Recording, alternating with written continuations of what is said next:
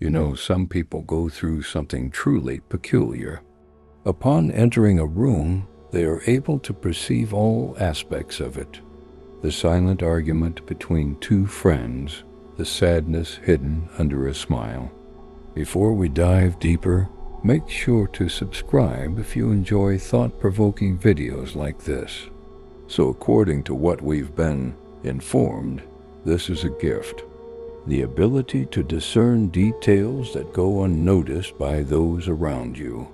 Nonetheless, today I propose something entirely new to you. That this ability, this crystal clear vision, might be the most detrimental thing you ever possess. But I'm not referring to the usual kind of risk here. I'm not talking about physical harm. It's a considerably more subtle and harmful thing. The peril of being overly aware to the point where you miss out on the charming oblivion that allows most people to live quite tranquil lives. People who attend parties are easy to spot. Be very careful with these. Let me explain. It's all in good fun. Everyone knows the rules even though they are never told. So when you inquire about someone's well-being, they say fine, and you both take it as a complete answer. You compliment the host. When jokes aren't humorous, you can't help but laugh. You nod sympathetically when people tell you tales you've heard before.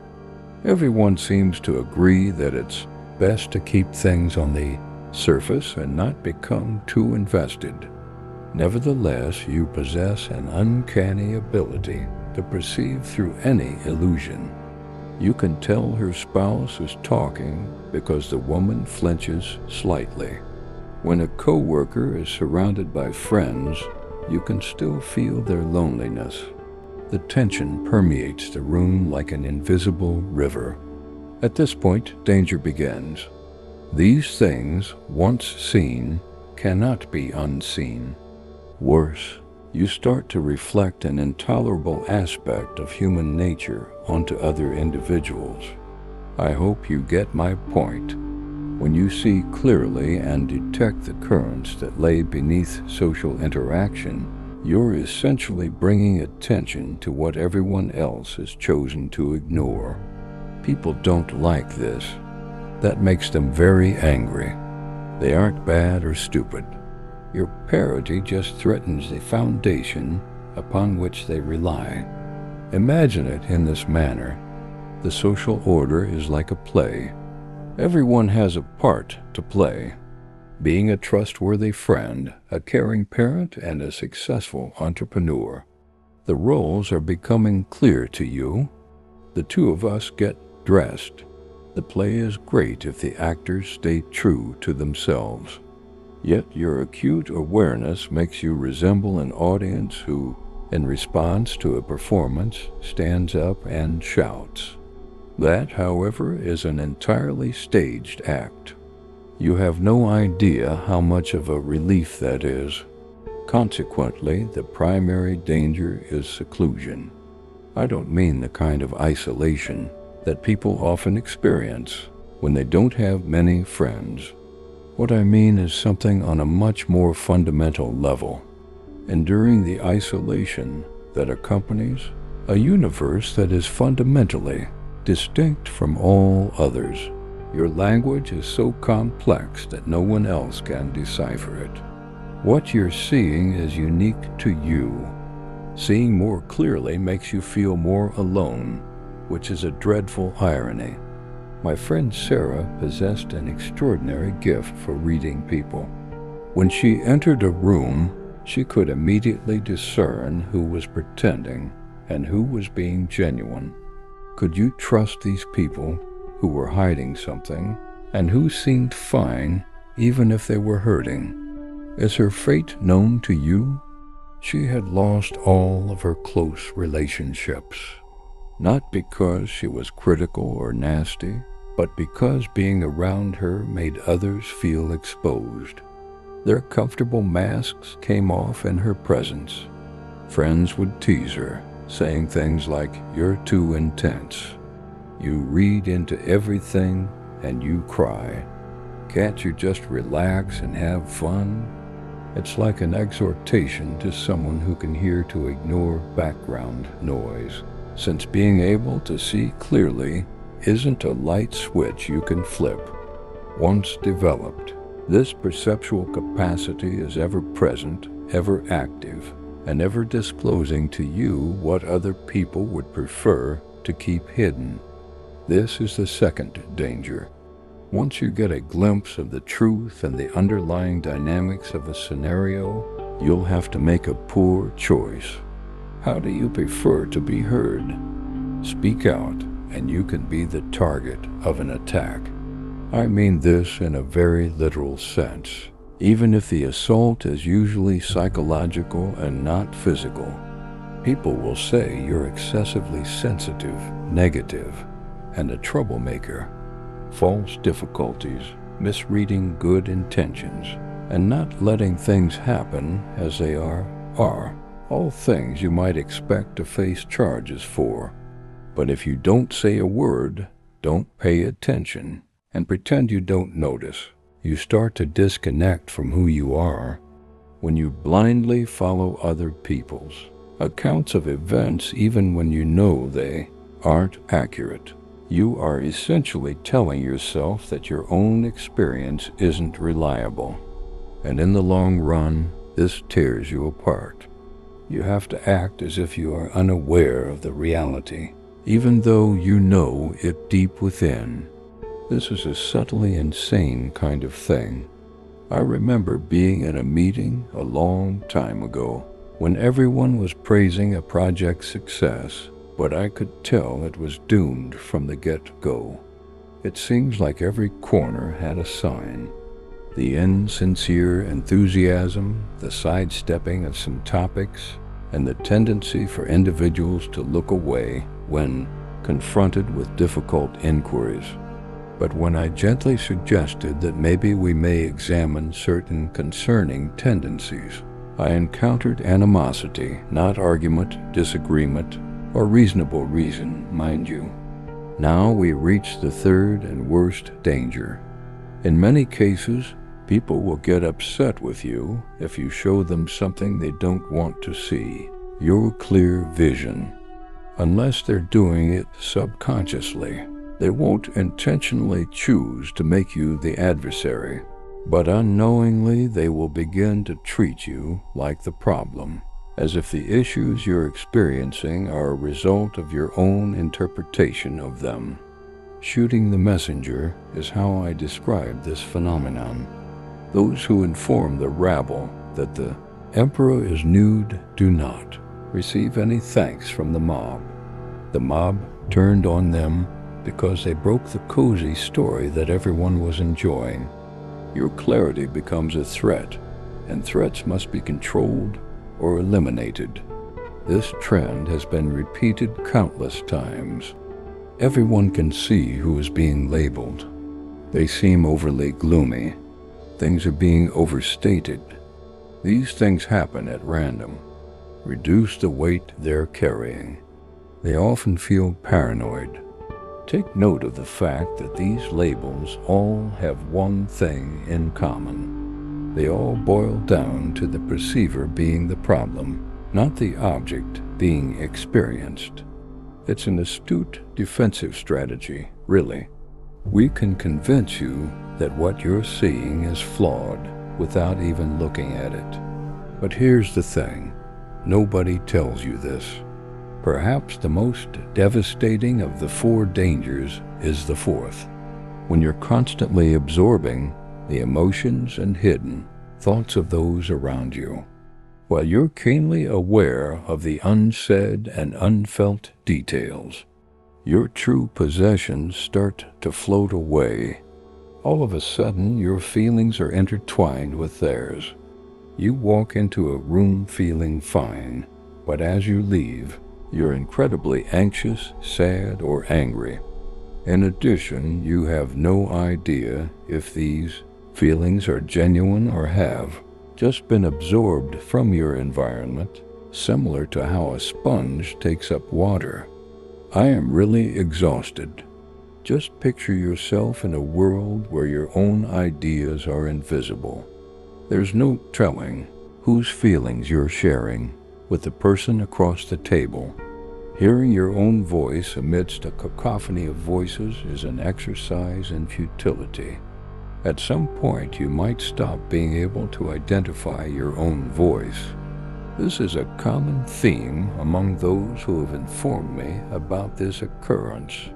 I feel like I'm fading away as more and more other people appear, and less of myself. Neither is it poetry. This is extremely dangerous for people's mental health. When you let the barriers between you and other people dissolve and take in too much information without safeguards, you run the danger of losing sight of who you are at your core. Perhaps you're thinking that this is all quite depressing. Can those with clear vision not find a way forward? What I'm about to describe is only a threat when it's unconscious, and that's an interesting point.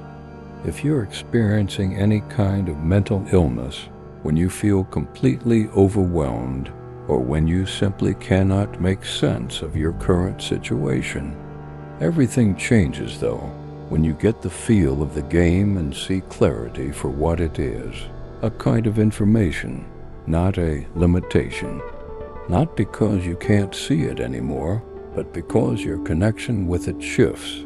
It becomes clear that rescuing everyone from unconsciousness isn't necessary. There's no need for you to spill the beans on every unresolved issue or divulge every secret. The sight itself isn't the dangerous part, It's the need to do something about what you see. The belief that problems should be addressed immediately. If you see someone in pain, you have an obligation to help them. You must address group dysfunction if you observe it. Now we get to the meat of the matter. Considering that you are essentially taking on blame for problems that do not pertain to you, I'll provide you with an image. Envision yourself walking along a river and noting the muddy water. Everyone can see this. It seems like nobody else is interested or concerned. Someone has given you a choice. If you want to waste time and energy trying to clear the river with your hands, you can jump into it, but it will only make things worse. Or maybe all you can see is that the water is cloudy. Put down the possibility that you should wait before drinking from it and continue. Under perfect circumstances, the water will naturally evaporate. No amount of frenzied stirring will assist. In fact, it'll make things worse. Having this kind of understanding is essential for having a clear vision. The understanding that you shouldn't intervene in every situation. Yet this is the dilemma. Letting go of the impulse to fix or control what you see and settling into simply being aware without feeling the need to do either usually sharpens your perception even further. People also begin to feel more comfortable being around you after you eliminate your unconscious desire for them to mirror your perceptions or adjust to your level of awareness. Imagine it in this manner. That feeling you get when you find someone who gets you but doesn't try to fix you, who understands your fears but doesn't make you face them their way, and who listens to your problems without trying to rescue you. What does that feel like? Isn't that liberating? Finally, it's as if you can take a deep breath. This is what clear vision can become when properly integrated. Being present is a gift, not a weapon, because it allows you to help others. You give them permission to be themselves because you see them completely. Do not take this as an indication that you are okay with everything or that there are no problems. This means that exploring their unconscious mind is no longer an afterthought for you. I would like to emphasize something explicitly. What I mean is that you shouldn't become distant or uncaring. I don't mean you should disregard genuine suffering or lose interest in other people. What I mean is that there is a difference between having a clear vision and acting on that vision, between being compassionately aware and frantically fixing things. The danger of having unique perceptions lies not in perceptions themselves, but in their misuse. When used for self-isolation, superiority complexes, or defensiveness, it can be detrimental. Really, if you use it to belittle, insult, or punish other people because they are blind or unconscious, it will destroy relationships and set you apart. But if you can see without grabbing, command without seeing, understand without demanding, and hold your clarity gently, your awareness transforms entirely. It evolves into a sanctuary where individuals can gradually awaken according to their own rhythm, without interference, pressure, or judgment. After studying persons with exceptional eyesight for a long time, I've come to this conclusion. Those who are most perceptive do not endure the greatest hardship. They are the ones who still haven't found a way to be safe while they search. They seize every challenge they encounter, take in information without judgment, and work tirelessly to shake a world that isn't ready to wake up. Successful people have learned to harness their perception without letting it ruin them. Their knowledge is to be present in the world without really belonging to it. They can see clearly because they are not overwhelmed by what they see. They have great observational skills but are able to keep their distance from the lives of those around them. They keep what some could call a conscious distance, or the space between themselves and others that is conducive to healthy boundaries rather than icy isolation. How exactly is this taught? Yet the initial stage is to spend time alone, instantaneous mental and bodily seclusion. Those moments when you tune out the thoughts, emotions, and problems of those around you. Just like the hazy water we talked about, you need to clear your head before you can identify your own feelings and those you've been suppressing for other people. The following stage is to learn to believe in your perspective without allowing it to control your behavior. You do, in fact, know about the issues plaguing your friend's marriage. Your colleague does appear to be somewhat dissatisfied in your opinion. There is dysfunction in your family, and you know it. Any one of these things could be true, but it makes no difference whether you perceive it correctly or not. We need to know what you're going to do with this data. Most of the time, doing nothing is the best way to ensure that the truth will emerge on its own. As a result, you are not apathetic or uncaring. When you understand that individuals only change when they are willing to, rather than because you try to compel them to, you'll become smarter. Problems don't get solved because you think it's time. They get solved because conditions are right. In addition, the pace at which consciousness evolves is not always what you might expect. So we're right in the middle of it. Experiencing things that other people miss is a very real possibility. It could cause you to feel far from who you really are, tired all the time, defenseless against other people's aggressiveness, and all alone. But it's not necessary. Not if you train yourself to consciously transport your mind. Yes, if you can train yourself to observe without getting caught up in the urge to fix things.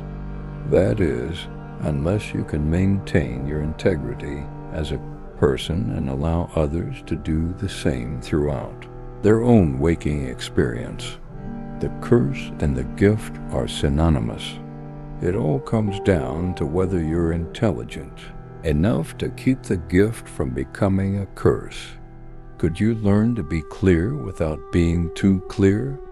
It takes self-awareness, patience, and boundaries.